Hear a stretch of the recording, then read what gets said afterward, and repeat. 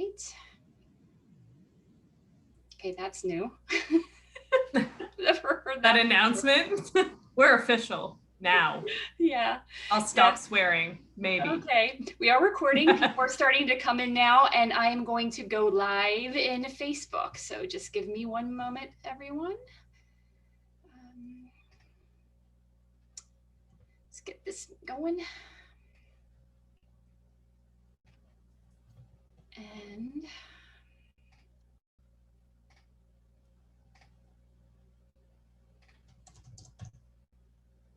make sure I pick the right group. I'm always afraid I'm going to pick another group or my personal page, which I've done before. You send it to your in-laws. Yeah. The family page. Welcome everybody who's joining in. Welcome Chris. Hey Deb. Hey Tina. Hey Wid. I think that's how you say your name. I hope. I don't know. Welcome everyone. People are starting to pop in. We are live on Facebook, and feel free to tell us where you're dialing in from if you would like. For those of you that don't know me, my name is Renee Roberts, and I am a founder of Nourish to Live RX, and I am a registered health and functional nutrition coach. And I help men and women over 40 develop healthy habits to gain energy and sleep better, lose weight, and maintain a healthy lifestyle without dieting. And before I introduce our guest speaker for this evening, I just want to let you know, if you have any questions during the presentation or the talk, feel free to post it in the chat, or you can put it in the QA box. And if you want to come on audio and ask your question, you are more than welcome to. Just raise your hand and I'll let you in. And now I would like to introduce our guest speaker, Allison Pilling. Allison is a life coach focused on money mindset coaching. And after her husband's death, she decided to retire from environmental engineering to take time to focus on her family's healing journey. She's focused on transforming her life from feeling stuck in survival mode to embracing empowered living. She works with people who are ready to rediscover life after loss. She helps them release fears and build confidence to embrace their empowered life. So welcome, Allison, and thanks for joining us this evening. It's nice to have you here. Yeah, thank you, Renee. I'm happy to be here. Yeah. And yeah, I guess that kind of sums up a lot of the major points about me, I guess, the highlights, the bullet points. This evening, our workshop topic is going to be about reducing stress to empower your finances. So as Renee mentioned, I am a life coach, and I do focus primarily working with people on their money mindset. And what that is like your relationship to money. So I'm not a financial advisor. I don't watch the stocks. I do have some knowledge in different investments and that type of thing, in general, managing budgets and that sort of thing. But it's more about what is our relationship with money, and helping people release some of their fears around money, and just embracing this, like building confidence so that when money situations come up for you, you just feel as though you have some options and you have some support. So that sort of gives you an idea of the type of coaching I do, or the work I do with people. My background is, I was an environmental engineering consultant for about 15 years. So I have experience in managing projects and working in teams and the whole math, statistics, science background of engineering. And then I was working in that industry. And then, yes, as Renee said, my husband passed away in February 2016. And I found myself a widow at 36 years old. And I have 2 children. They were 5 and 6 at the time. So I ended up, well, to be blunt, doing it all. I became a solo parent. So it's been just over 5 years now. of living in that world and adjusting and, learning some of those things that my husband used to take care of. In the financial part of our relationship in our household, I did a lot of the groceries, the monthly bills, that type of stuff. And he was more the big picture guy. He was looking at the investments and the RSPs and RESPs and life insurance. And so that's how we collaborated as a team within our family and our dynamic. So I learned a lot from him.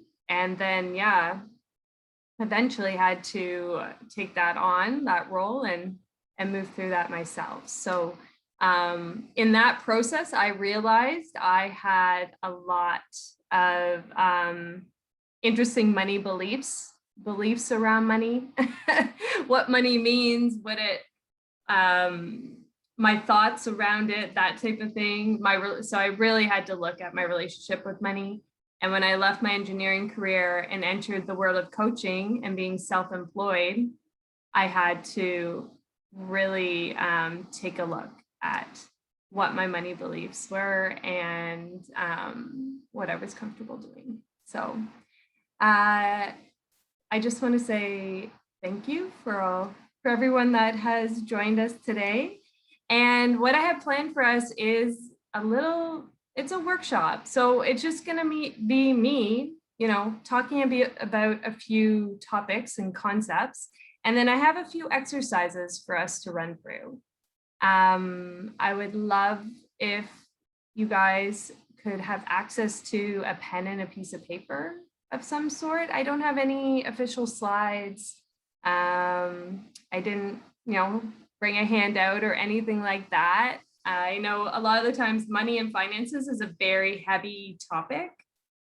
And I wanted this to feel a little bit lighter. I want to, help share some of these tips and tricks that you can do to make these things feel a little bit lighter. And as Renee also said, if you guys have any questions, definitely pop them in the chat. You have access to us, both of us now, right? So if anything comes up, definitely feel free to raise your hand, interrupt. Maybe someone else has a similar question. So don't be shy about doing that. Okay, so we will get started. So the title of this workshop is Reducing Stress to Empower Your Finances. And when I think of the word empowerment, I think of, sort of like freedom comes into mind, and also choice, like actually stepping up, feeling confident, having that authority to make a choice, a decision in your life. Feeling empowered to me is like, that's exactly how I think about it. Because the opposite of that to me is when I talk about being stuck in survival mode. So when you feel trapped in one decision, and it's almost like your body feels as though you're in this tunnel and you have no other options. You're in this place where you are feeling insecure, you may have fears, anxiety, and you just don't see that you have any other options. That's when people feel trapped and start making decisions based on fear, which, is the exact opposite of feeling empowered. So the way I look at empowering your finances is, I'm just going to be blunt. We all have money problems. We're going to have money problems, whether you have extreme wealth, whether you're, in the lower income bracket or, you're extremely wealthy, you're going to have money problems. There's going to be situations coming up where you need to make some decisions on your finances, no matter what category you're in. So some of these things that I'm going to have us go through is to help you when that happens. So I'll first start off by saying, to optimize your financial success and feeling confident in making decisions, you want to get yourself into a place of calm. right?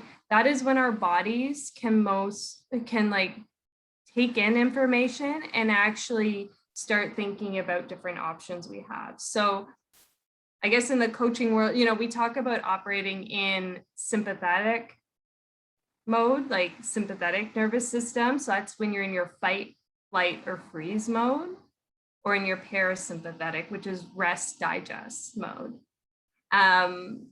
When you're in fight, flight, or freeze mode, the sympathetic, so if you're worked right up, you are only looking at what you need to do to survive in that moment.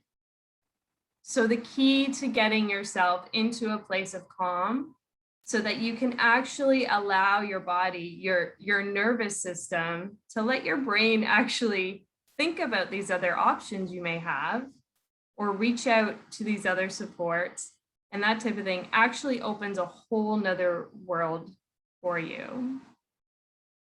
So when we actually feel as though we have choice in our financial world, that we don't feel stuck, that's where this empowerment feeling comes from. So I use the example sometimes, like, just think about when you're super exhausted, you are totally stressed out, you've had a long day at work or something like that, or someone just keeps asking you about your finances or money. Like, how do you normally respond to that? Most people, right, would be impatient and you'd just be like, leave me alone. We usually shut right down because we're just completely exhausted. So the secret to success is actually finding a way to calm your nervous system so that you're in your optimal decision-making mode. And I am talking about finances today, but the little secret is this actually happens to any. You can use these techniques in any decision-making that you need to do, right? So one thing I talk about a lot is success is 25% what you're doing in the moment and 75% who you're being. So yeah, I'll just take a breath there. I don't know if you want to take that in for a moment. So like who you are being when you are making that decision, right? Are you being a very ramped up emotional mess, right? And just jumping to those things that you've done in the past, whether they were successful or not? Or are you actually able to sit back and look at that bigger picture and say, hey, wait a second, this is going to be the better path moving forward? And from that place, that's when you can determine what you're going to actually be doing. So one thing you might be thinking is like, why would I relax when I've got so much stuff to do? Like finances is a critical part of my life. It's important. Like if I'm relaxing, like, does that mean I'm doing anything? Am I lazy? And really, like, relaxing is not about not doing things. It's all about who are you being while you're doing. So when you're relaxed, you're improving your focus, your productivity, and your energy levels. Like, it's exhausting being stressed out all the time. So think about how that's fueling your body, fueling your mind when you need to make these important decisions. So this concept sounds great, right? It's like, oh, I'll just be relaxed all the time. This will happen. Yeah. But then you're probably like, how in the heck do I actually get relaxed? How do I do this? Like, life is crazy. Everything is hitting me from every angle. The kids are yelling. My boss is asking for this. I didn't sleep last night. The dog's crying. Whatever is going on, right? I have to pay this bill, that bill. Life is hectic. It's crazy. And it's hitting you from every single angle. So, how can you actually create this space or this moment of calm when you have to make an important decision? So I'm going to ask you guys to grab your pieces of paper and your pen. You can even do this in your mind if you want. I wanted to make this very straightforward. And I see that, Tina, that's awesome. You shared that she generally meditates, which is, you're going to love the exercise we're coming up on. It's like a mini meditation. So the first thing I'd really would like you to think about or ask yourself, let's identify what signs and feelings you experience when you're getting stressed out. So, what are some things that your body might do, you might do? Let's think about this, because a lot of the times when we're just reacting to the world, that just happens. We just do it naturally. We don't sit and think and be like, oh, I clench my teeth, or I go and get a snack, or I go for a cigarette, or I don't know, right? Maybe someone gets sweaty, maybe someone gets cold, maybe someone bites their fingernails. There's lots of different things that our body signals to us through signs and feelings that we're starting to feel stressed out. Maybe we talk quicker. Maybe we have less patience with our spouse or our kids. So I'd love for you to just write down a couple things.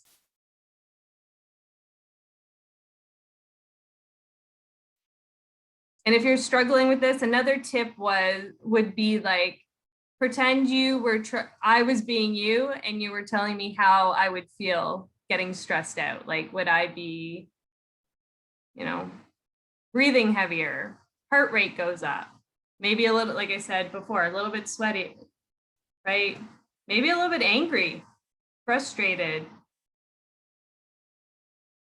For me, when I'm stressed out, I know I need to step back for a moment. I'm one of those people that go quiet.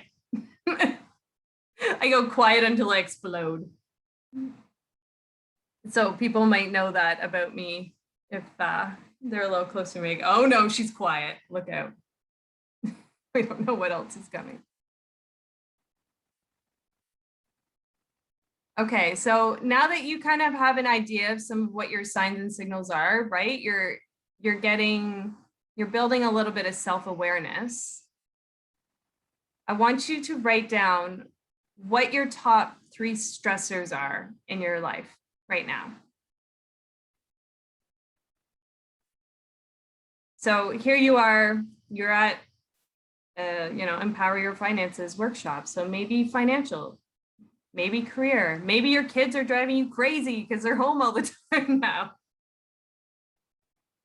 Maybe you haven't been able to exercise the same because we can't go to gyms or something like that, or haven't been able to see your family.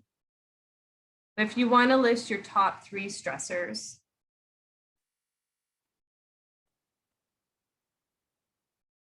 and then the next part of this is I want you to actually think about what are the top 3 things that relax you? Are you someone that loves to garden? Do you go for walks? Do you play with your dog? Do you take your kids to the park? Do you have a bath? Hot cup of tea?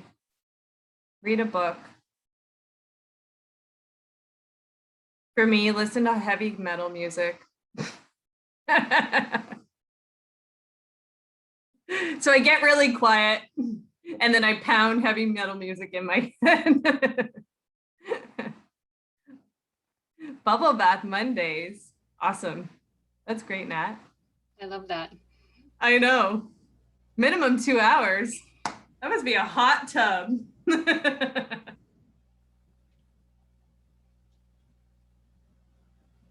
Yeah, so again, the point of doing this stuff is getting to know yourself a little bit better. Yes, journaling. Thank you for sharing, Tina.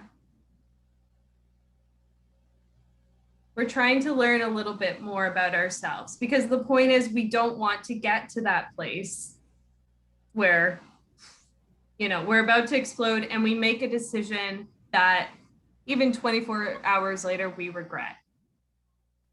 We want to try and go into these decision-making processes calm so we can actually tap into logic and we're not just reacting from emotion. So the first thing is to identify, what are these emotions, signs, feelings we have? What are 3 things that we know trigger our stress? So for me, I'll give a personal example. Anytime I look at investments having to do with things that my husband used to take care of, I'll be honest, like I put that off. When I have to look at, when I have to have a call with the financial advisor, when I have to look at the RSPs or RESPs, the big picture planning, life insurance or stuff, like I shut down because I have an emotional attachment to that. And it's a stressor for me. I'm like, darn it, like you're gone. Now I have to learn how to do this. So I have a very strong emotional attachment to doing that type of work or looking at that financial stuff for my family. So I also know that if I do have an appointment with the financial advisor or I have to look at this stuff prior to taxes or something like that, I look at my relaxers and I have that bubble bath or I go for a walk. I make sure that if I have that call to talk about life insurance, that I've made time to go for a walk after.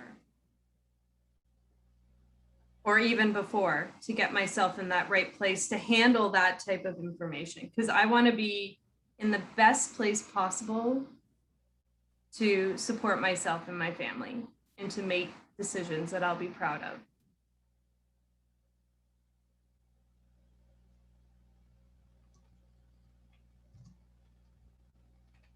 Okay, so now you know yourself a little bit more. Maybe. Maybe you knew yourself better before. Maybe some things have shone some lights on, what are your triggers? What may stress you out? So one of the practical exercises I do, and you can do this anywhere. You can do this driving. If someone annoys you, they cut you off or honk or something. Your kids are testing you. A coworker is just, eek, driving you crazy, or your spouse or whatever. It's called the 5-5-7 breath. And it's literally just a breathing exercise which communicates to your nervous system that you are okay. So it tells your system you are safe. So I don't know if you remember at the beginning, I had sort of mentioned about how a lot of the times when we're worked up with things, we're operating in the sympathetic nervous system, your fight, flight, or freeze mode. By doing this breathing exercise, it's actually sending signals to your nervous system that it can calm down, it can relax, and you're safe. And that puts you into the optimal state for success and for making decisions.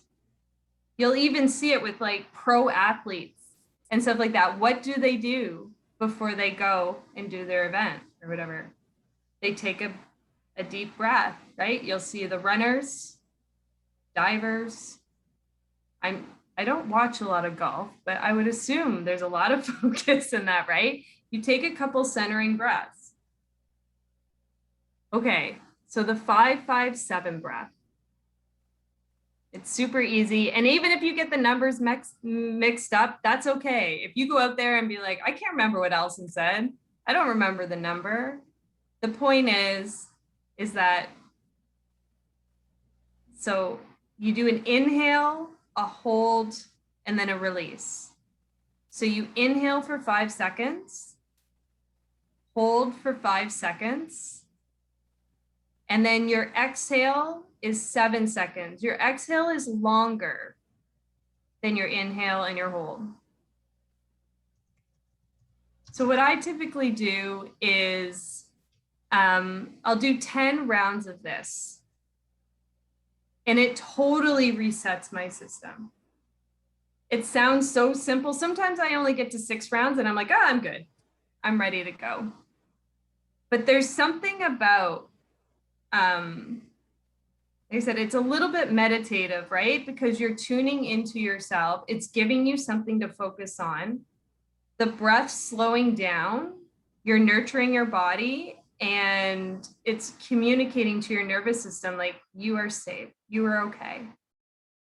And like I said, if you mess up the numbers, it doesn't necessarily matter. It's inhale and hold for the same amount of time. And then your exhale, you want to exhale longer than you've inhaled. Then you're hold. You're trying to get all of that breath out of your body.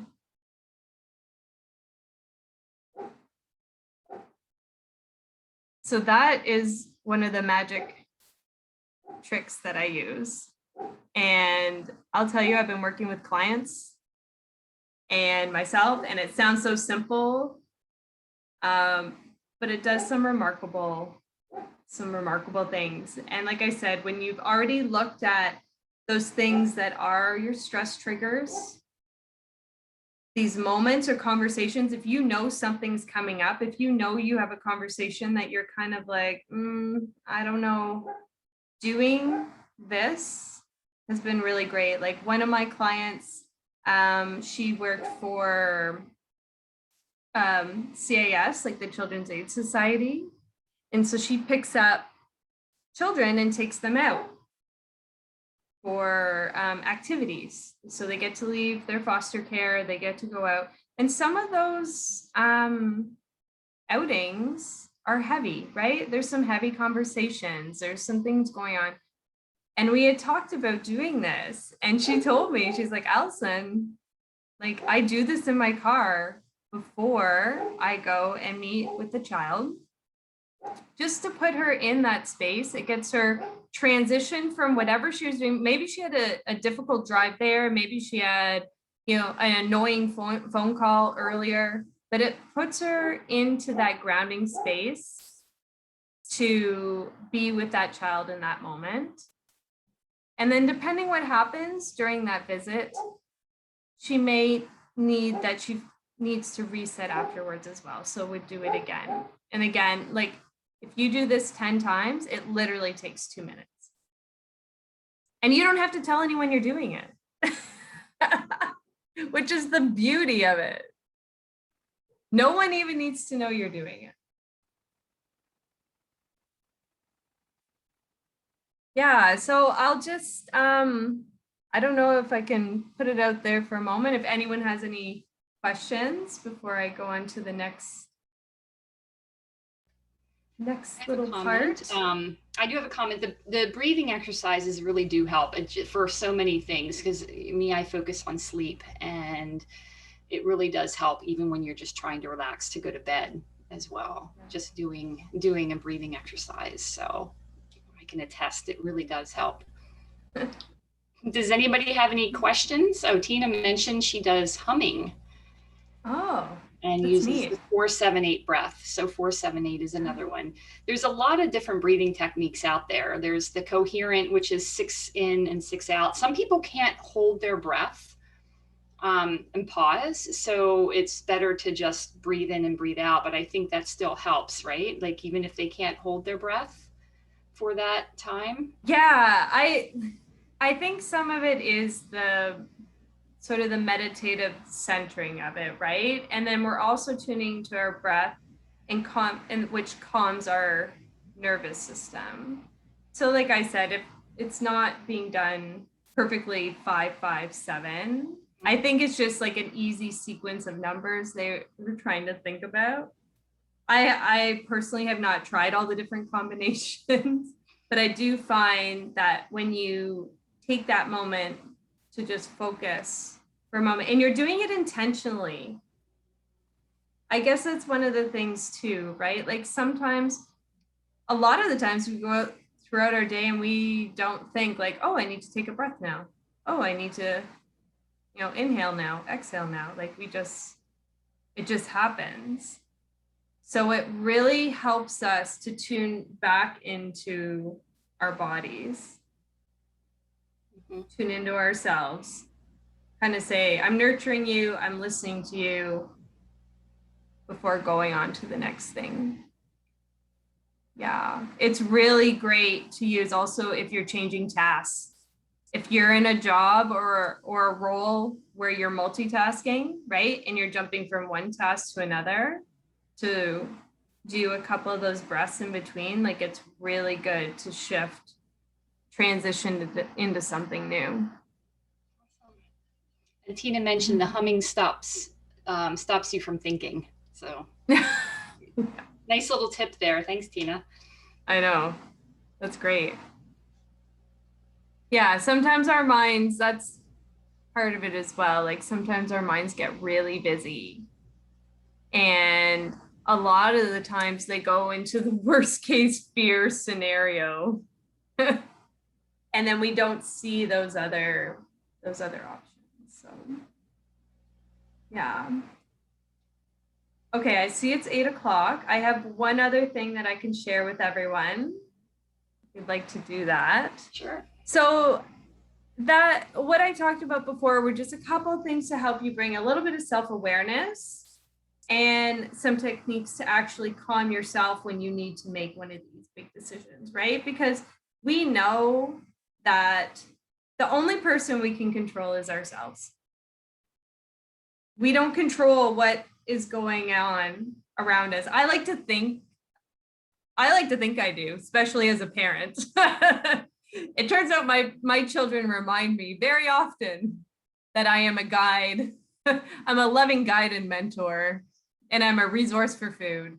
But I do not control their ultimate, what they say or what they do. You know, I can say, don't touch that outlet a million times, and guess what? They go and eat. And I'm like, really? You just did that. That happens. Okay, even with the best intent. So that happens with adults too. That happens. So once we sort of focus on what are the things that we can control and what can we do to help support us so that we're at our best when we have to make these decisions, especially finances, because again, there's this stigmatism or energy around money and finances out there that can be really heavy depending on your circles, like your family circle, your work circle, your friend circle, or what you follow. Like money can be such a touchy, sensitive topic.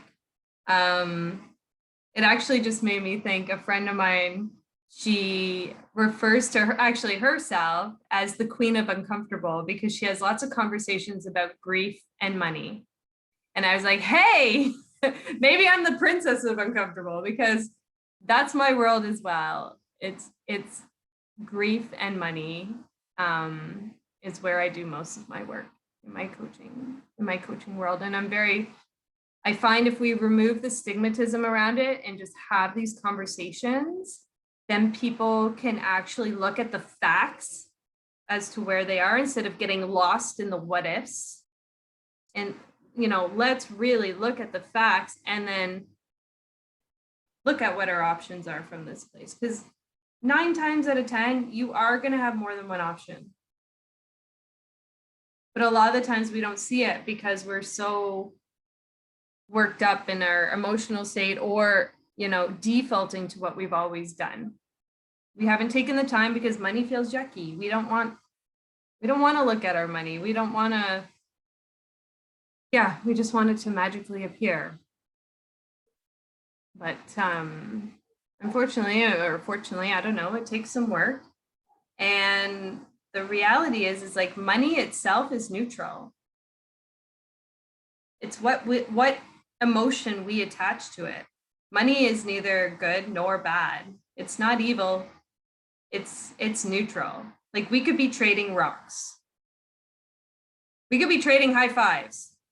But for some reason, we've decided to use currency, right? And our society evaluates that. So when we start removing some of the emotions away from money or what it tells us about how good we are or bad we are as a person, and just deal with some of the facts around what is your current money situation and where you would like to go. That's sort of some examples of the work I do with people. We peel back those layers of those money beliefs.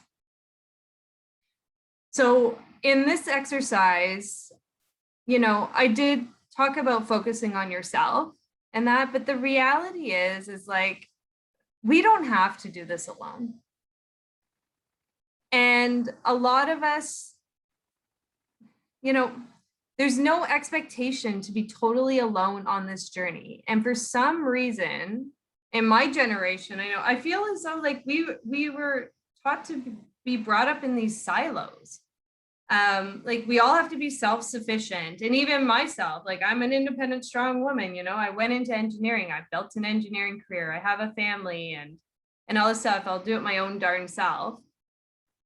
The reality is that there's no expectation for you to know everything and do everything.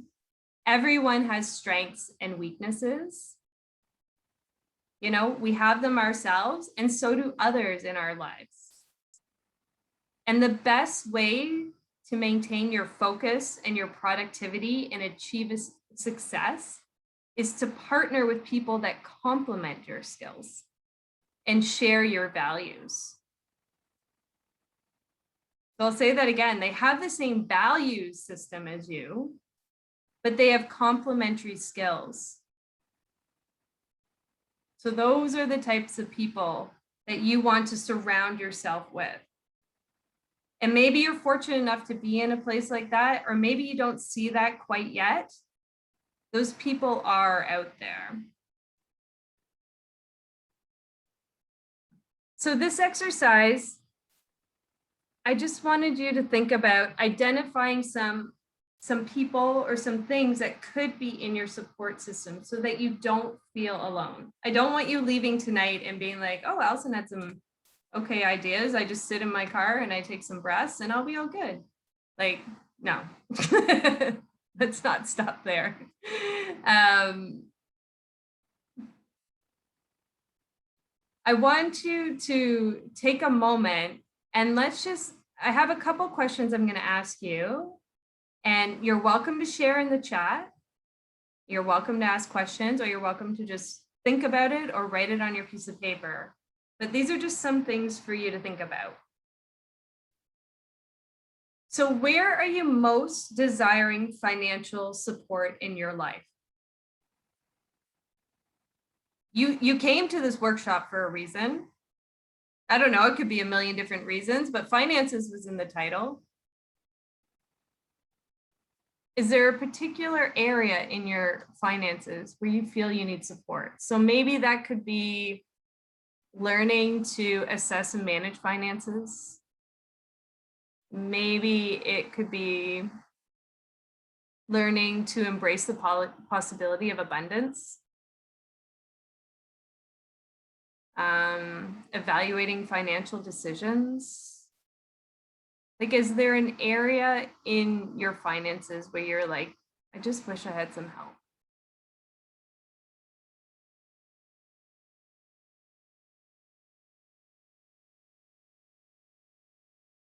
And when you think about this area, what you wrote down or what you thought about, who are you desiring the financial support from?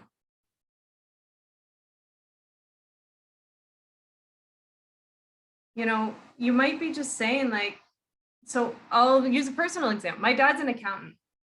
I grew up with an accountant, and I'm seeing there was a comment here from Tina about what's taught in the education system. Okay, so I'm 41. So when was I in school? In the 80s and 90s in elementary. And yeah, I don't recall being taught about a lot of my day-to-day household finances or anything like that. And I had a dad who was an accountant. And I still didn't. Right? So I remember when I went to university, I moved away for university. I lived at school, and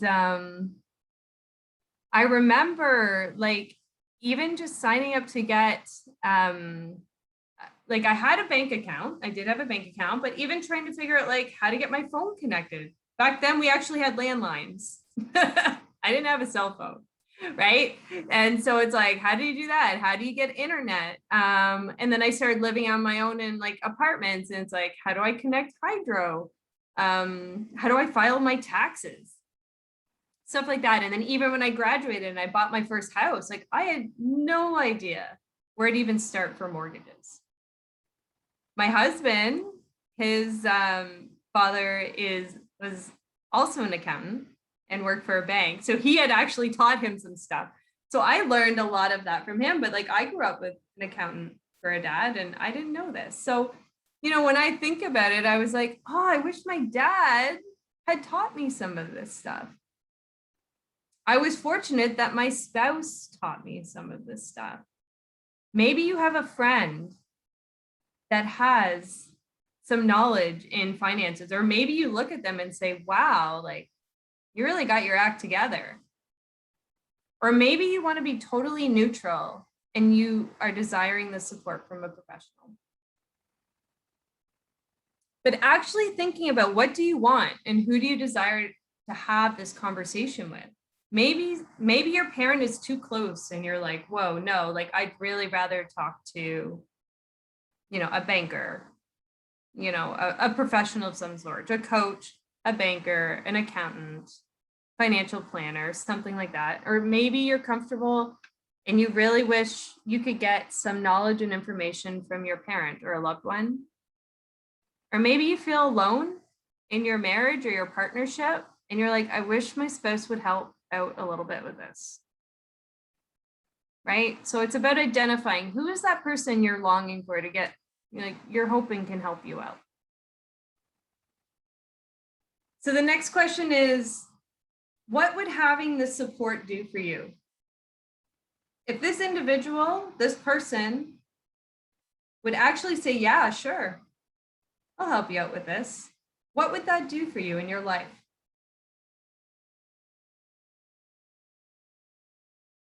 How would that change what you're looking at in your finances? How would that change the impact it would have on your family dynamic? Or even if, let's say you're looking at this as finances in a career and you're going to, you have a performance review, right? And you want to have a salary discussion. Maybe that person you're most desiring to talk to is a more senior person within the company, right? Like a mentor. But what would that support do for you in your own finances if you actually had it?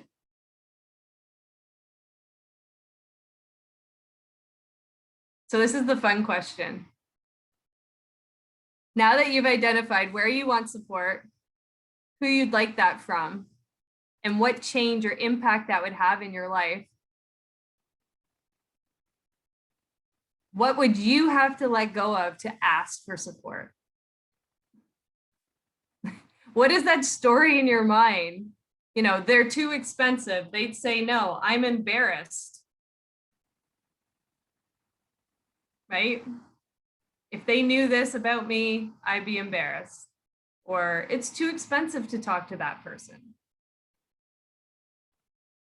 What would you have to let go of? What's that story that you would have to let go of to actually ask someone for help?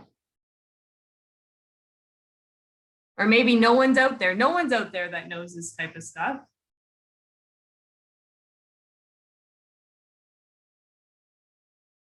Call yourself out.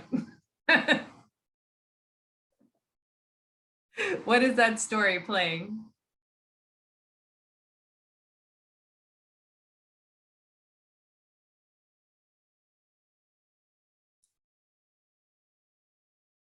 And then I wouldn't be a good coach if I didn't leave everyone with an action item.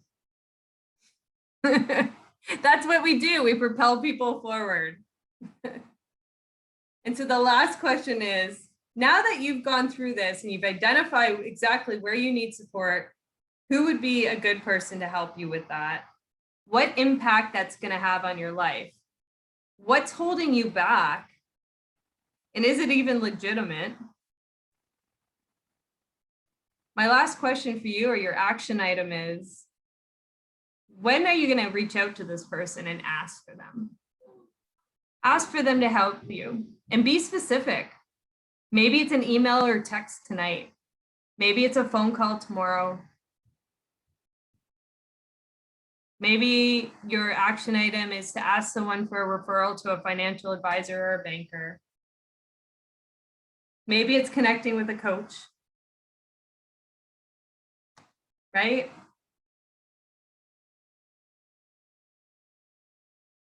So yeah, I'm going to leave you with that. So like, when are you going to reach out to that person that you've identified is in your life or available to you? Because there are people out there, whether it's someone personally connected to you or a community resource, right? A lot of these people, even financial advisors, a lot of them will have conversations with you. Those initial consultations and that are all free. But you have to get the courage or get over the story of actually having a look at where your finances are and where they could go.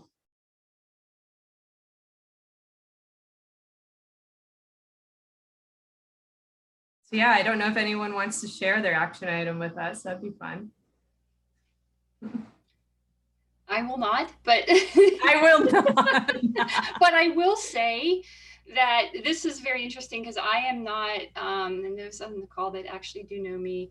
I am not a financial person, even though I've worked at banks for many, many years. But even just thinking of these questions, I can feel a tightness right here. Like, it's like, you know, especially as you know, being an entrepreneur, like finances go up and down, income goes up and down. It's not having a steady salary. And yeah, it's like, it's hard. It would be hard to go out to somebody and say, and I know, because I've, my ex-husband, he was very good with finances and I was not. He had to kind of put me on a budget when we first got married. Yeah. And it was a difficult conversation.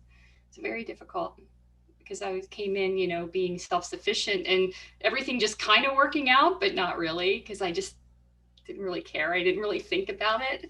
So, I mean, he really did help me. But yeah, it's a very interesting topic for sure. I don't know if anybody wants to share or has any questions for Allison, but Tina wants to raise her hand. So I will let Tina come on to talk. Love it. Hi, everyone. Hey, Tina. Hi. Sorry about that. I got a dry throat here.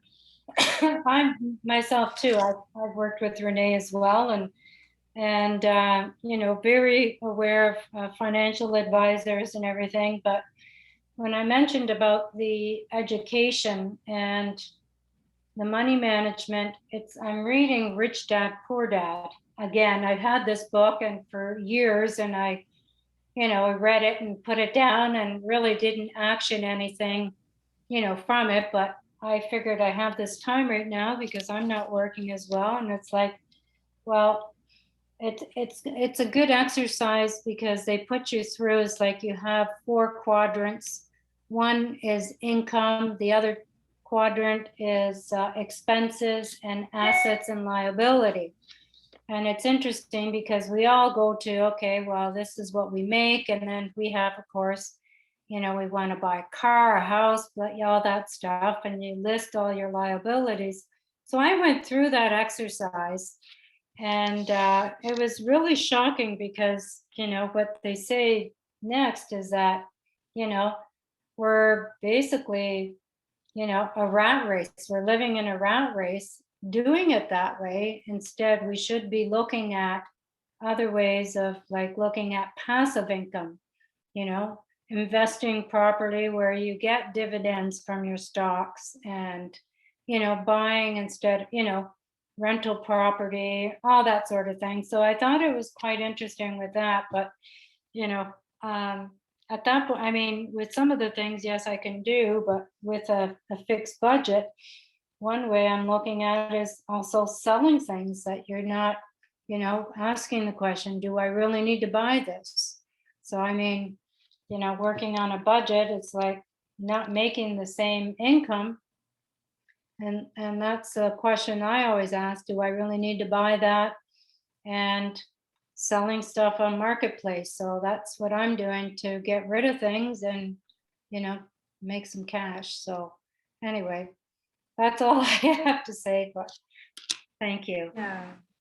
Yeah, exercises like that are great, right? It's starting to bring anything you can do to bring awareness to what you're doing, right? It helps you to plan moving forward. So now that you've looked at those buckets, essentially those quadrants, now you can look at your life now and say, okay, is this fitting in with where I want to go? And, are there areas where, I'd rather have more over here or less over here? Like when you're looking at those quadrants, but the very first step is having a look at them. Mm-hmm. Yeah. And I would say a lot of the work I do as a mindset coach is getting people in the place that they're not afraid to actually look at that. And they actually start thinking of the possibility of abundance, and that it's actually possible. But I love what you said about like looking at the stuff around your house as well. I was reading this book. It's called The Happiness Project by is it Gretchen Rubin? And she has this quote that I absolutely love. I'm sure I'm going to butcher it, but essentially it's like, happiness does not come from having more. Happiness does not come from having less. Happiness comes from having what you want, right? So if you have all this stuff, but it's not actually something that you really want in your life, then it feels heavy. And if there's things in your life that you don't have that you truly want, then there's like a strong desire to push towards them. And in a lot of cases, we end up prioritizing our lives, our budgets, and all of that stuff. And we figure out a way to get what we want. A lot of the times, we somehow figure it out to prioritize to get that item or that experience or whatever that is that we really want. So yeah, actually having a look at that and say, hey, I want some more security in my life. I want a little bit more padding in my savings. Do I really need whatever, this couch, or if there's something in your house in excess, it might be time to look at that stuff. But yeah. Awesome. Thanks, Tina. Do you have any other questions? Thank you.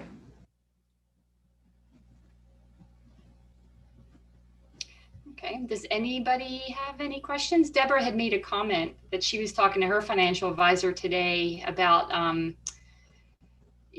things, and it would be great classes for high school students to have for financial planning and doing taxes and stuff. So. Yeah, I'm wondering, I'm not really familiar with the high school curriculum. My kids are in grade 5 and 6, so I'm not there yet. So I'm not sure if anyone can speak to whether, I think there was an accounting class when I was in high school back then, but very generic, and I didn't take it. That's what my dad's for. Even though he only did my taxes while I was in university, and then I was on my own. My husband and I did our own after that. But it also depends on the teacher, because my son in grade 6 was learning financial literacy. And they actually had one of the dads in the class is a financial advisor, and he did a little talk.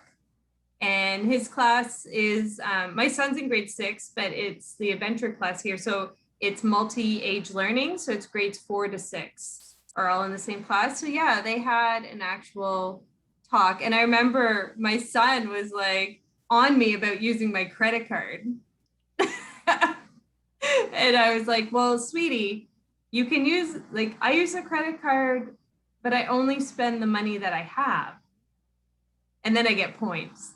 But yeah, I was like, it does take discipline, and you don't want to be paying interest on a credit card, because I think some of the interest rates are like 20% or something ludicrous. And I was just like, yeah, no, you don't want to go there. So that's definitely right. So it was good. He was giving me a talking to, but That's cute. yeah. Awesome. Does anyone else have any questions? If not, we can end this. And yeah, I really appreciate you coming on, Allison. It was a great conversation. I'm calmed down now. Like, I don't have the little knot in my chest anymore. I'm like, okay. But it's good. It's actually it's like anything. The more you stuff it away, guess what? It's gonna come. It's better to be in a cool, calm place and say, look, I'm gonna tackle this today, than to have it tsunami you and be like, hello, I'm here. Guess what? You're gonna deal with me now. Yeah, exactly. So there's a couple ways you can do it. Yeah. Yeah. And Nat was asking if there's going to be a replay. Yes, Nat, I typically send it the next morning. So I will put it up on YouTube, and there'll be a link that I will send out. So thank you for asking. Yeah. Awesome. And I just want to say thank you for everyone joining and their time. And thank you, Renee, for inviting me to this opportunity. Yeah, for sure. And I hope you guys enjoyed it, and then I hope to see you guys in 2 weeks for my next session, which is all around emotions and how to feel good. So that'll be interesting. So keep a lookout for that if you are interested in doing that. So thank you, Deborah, and yeah, thanks everyone for joining, and have a great evening, and I hope to see you back in 2 weeks. Thank you very much, guys. Bye. Bye. Thanks. Bye, Allison. Bye.